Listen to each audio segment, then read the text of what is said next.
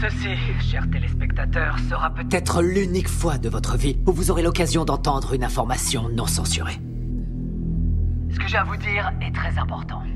J'ai dû tuer beaucoup de monde et je serai moi-même tué pour vous transmettre ce message. J'ai dû prendre la décision de faire passer votre intérêt avant ma propre vie. Je le fais d'abord pour vous. Pour que vous vous réveilliez et que vous changiez. Mais avant de vous dire ce que j'attends de vous, je vais vous donner les faits. Et ce sont vraiment les faits. La NSA enregistre tous les coups de fil, les emails, les textos sur la Terre, les gens comme Snowden ou Assange qui nous donnent les infos nécessaires pour protéger la démocratie sont traqués et persécutés par le gouvernement des États-Unis. Ce gouvernement a été fondé par les riches. Il aime maintenir le peuple dans le noir, dans l'ignorance, à un niveau intellectuel infantile. Il s'assure que le peuple est occupé à faire de l'argent pour survivre, qu'il s'occupe de sa famille, de sa maison, de son jardin, et ils veulent faire croire aux gens qu'ils sont libres, qu'ils ont le choix de faire ce qu'ils veulent. Mais ils ne peuvent pas. Les personnes qui vous représentent sont payées pour que vous restiez dans votre bêtise, dans votre petit monde bien fermé sur lui-même. La guerre en Irak était criminelle. Bush, Cheney et Rumsfeld ont menti aux Nations Unies et au reste du monde. Saddam n'avait pas d'armes de destruction massive et n'avait rien à voir avec Al-Qaïda. Nous savons que nos amis saoudiens ont financé les attaques du 11 septembre. Mais à cause de leur pétrole, nous ne faisons rien contre eux.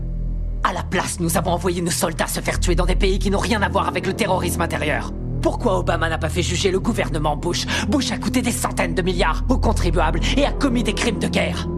Pourquoi Obama n'a-t-il entrepris aucune action en justice? Parce qu'ils sont tous les deux membres du même club.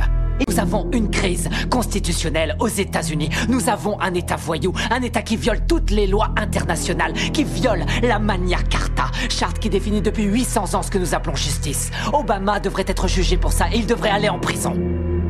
Les prisons, justement. Aux États-Unis, nous sommes 5% de la population mondiale et nous avons 25% de la population carcérale mondiale. Les gens vont en prison pour 10 grammes de cocaïne.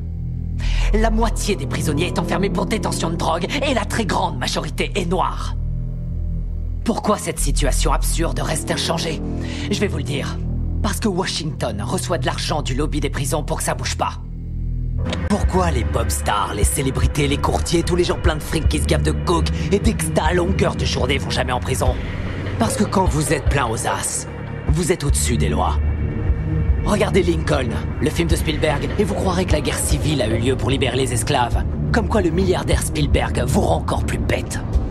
Et ils feront en sorte de projeter le film dans les écoles, de le diffuser à la télé en boucle pour toujours. Mais la vérité, c'est que toutes les guerres ont eu lieu pour le fric et que le petit peuple doit crever parce que les élites en ont décidé ainsi.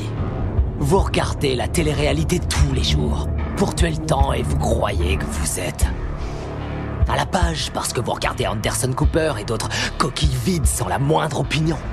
L'apparence est sans importance, les marques sont sans importance, les drogues sont sans importance. Tout a été créé pour vous rendre idiot. La presse libre, la télé, les films hollywoodiens, l'école, l'université, la religion, tout ça c'est l'opium du peuple, comme dirait Karl Marx. Je vais vous ouvrir les yeux, vous réveiller.